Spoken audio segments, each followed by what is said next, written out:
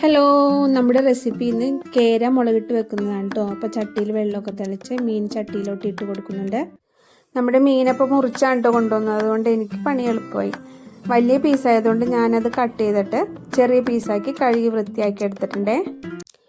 ഇനി അതിലേക്ക് ഒരു 1/2 ടീസ്പൂൺ ഉപ്പ്, ഒരു 1/4 ടീസ്പൂൺ മഞ്ഞൾപ്പൊടി, ഒരു വലിയ കഷ്ണം കുടംപുളി കീറി കഴുകി വൃത്തിയാക്കി 10 മിനിറ്റ് വെള്ളത്തിലിട്ട് വെച്ചാണ് അതും കൂടി ചേർത്ത് കൊടുക്കാം. ഒരു 2 പച്ചമുളക് കീറിയിടാം. ഒരു ചെറിയ കഷ്ണം ഇഞ്ചി ചതച്ചതും കൂടി ഇട്ട് ഒരു 1/2 ഗ്ലാസ് വെള്ളവും കൂടി ചേർത്ത് നമുക്ക് അടപ്പിൽ വെച്ചൊന്ന് തിളപ്പിച്ചെടുക്കാം.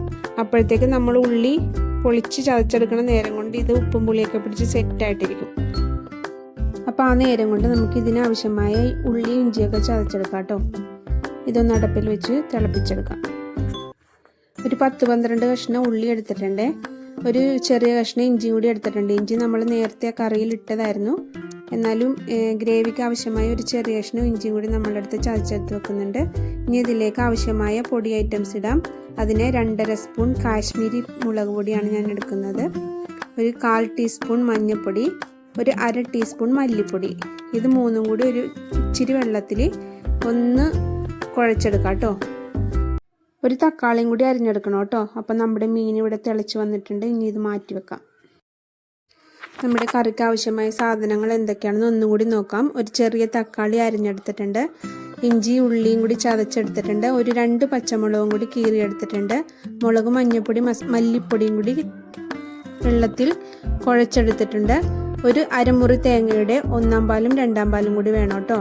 ഇനി ഒരു പാനിലേക്ക് ഒരു 4 ടീസ്പൂണോളം വെളിച്ചെണ്ണ ഒഴിച്ച് ഉള്ളി ഇഞ്ചി പച്ചമുളകും കൂടി ഒന്ന് വഴറ്റി കൊടുക്കാം. നന്നായിട്ട് ചെറിയ തീയിൽ വെച്ചിട്ട് നന്നായിട്ട് വഴറ്റണം. ചെറിയ തീയിലിട്ട് വേണം കേട്ടോ വഴറ്റാൻ. അപ്പോൾ ഉള്ളിയും ഇഞ്ചിയൊക്കെ വഴണ്ടി വന്നിട്ടുണ്ട്. ഇതിലേക്ക് നമുക്ക് അരിഞ്ഞു വെച്ചിരിക്കുന്ന തക്കാളിയും കൂടി ചേർത്ത് കൊടുക്കാം. തക്കാളി നന്നായിട്ട് ഉടഞ്ഞു വന്നവരെ വഴറ്റണം കേട്ടോ. തക്കാളി നന്നായിട്ട് ഉടഞ്ഞു വന്നവരെ വെയിറ്റ് ചെയ്യണമേ. അതിനുശേഷം അതിലേക്ക് ഒരു 1/4 ടീസ്പൂണോളം ഉപ്പും കൂടി ചേർത്ത് കൊടുക്കാം. അപ്പോൾ നമ്മുടെ ഗ്രേവിക്ക് നല്ല ഉപ്പൊക്കെ പിടിച്ച് സെറ്റായിട്ടിരിക്കും. അപ്പം ഈ മാറ്റി വെച്ചിരിക്കുന്ന നമ്മുടെ മുളക് പൊടി മല്ലിപ്പൊടി മഞ്ഞൾപ്പൊടി ചേർത്ത് കുഴച്ച് വെച്ച് അരപ്പും കൂടി ചേർത്ത് നന്നായിട്ട് ഇളക്കി അത് മൂത്ത് വന്നവരെ വെയിറ്റ് ചെയ്യണം കേട്ടോ. ചെറിയ തീയിലിട്ട് ഇളക്കി കൊടുക്കാൻ ശ്രദ്ധിക്കണേ.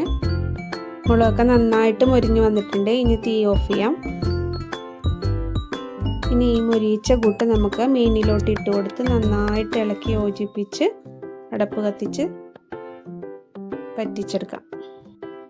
എന്നോട് മിക്കവരും ചോദിക്കണ കാര്യമാണ് കേട്ടോ, ഇങ്ങനെ രണ്ടാക്കി വെക്കണ എന്തിനാ ഒറ്റ ട്രിപ്പ് വെച്ചൂടെ? പക്ഷേ ഇതിൻ്റെ ടേസ്റ്റ് ഒന്ന് വേറെ തന്നെയാണ് കേട്ടോ. ആദ്യമേ തന്നെ നമ്മൾ മീനിൽ പുളിയും ഉപ്പൊക്കെ ചേർത്തിട്ട് പറ്റിക്കുമ്പോഴില്ലേ, ആ മീനിനൊരു പ്രത്യേക ടേസ്റ്റ് ആയിരിക്കും. ഉപ്പും പുളിയൊക്കെ പിടിച്ച് സെറ്റായിട്ടിരിക്കും. അതുകൊണ്ടാണ് കേട്ടോ ഇങ്ങനെ ചെയ്യണത്. ഞാൻ രണ്ടും രണ്ടാക്കി വെച്ച് നോക്കിയിട്ടുണ്ട്, പക്ഷേ കൂടുതൽ ടേസ്റ്റ് ഇങ്ങനെ വെക്കുന്നതിനാണ്. അപ്പം നമ്മൾ മീനിലോട്ട് അരപ്പൊക്കെ ഇട്ട് കലക്കി വെച്ചിട്ടുണ്ട്. ഇനി തീ കത്തിച്ച് ഫുൾ ഫ്ലെയിമിൽ തന്നെ ഇട്ടേക്കണം. ഈ ഇതിലുള്ള വെള്ളം ഒരു പകുതിയോളം വറ്റി വന്നവരെ വെയിറ്റ് ചെയ്യണം കേട്ടോ.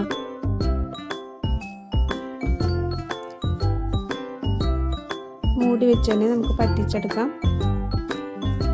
ഒരുവിധം ആയി വന്നിട്ടുണ്ട്. ഇനി നമുക്കിതിലേക്ക് 2/2 പാലും കൂടി ചേർത്ത് കൊടുത്ത് ഒരു 2 മിനിറ്റോളം ഒന്ന് ഫുൾ ഫ്ലെയിമിൽ തന്നെ ഇട്ട് പറ്റിക്കണമേ. നന്നായിട്ട് ഇളക്കി യോജിപ്പിച്ചതിന് ശേഷം മീൻ പൊടിഞ്ഞു പോകാതെ നോക്കണേ. 2 മിനിറ്റ് ആയിട്ടുണ്ട്. ഇനി ഇതിലേക്ക് നമുക്ക് തലപ്പാൽ ചേർത്ത് കൊടുക്കാം. തലപ്പാൽ ഒഴിച്ചതിന് ശേഷം തീ കത്തിക്കേണ്ട കാര്യമില്ല, തീ ഓഫ് ചെയ്യാം. അപ്പം നമ്മുടെ കേരക്കറി റെഡി ആയിട്ടുണ്ട്. നല്ല അടിപൊളി ടേസ്റ്റാണ് കേട്ടോ. എല്ലാവരും വെച്ച് നോക്കണേ. വീഡിയോ ഇഷ്ടപ്പെട്ടാൽ സബ്സ്ക്രൈബ് ചെയ്യണം, ലൈക്കും ഷെയറും ചെയ്യാൻ മറക്കല്ലേ.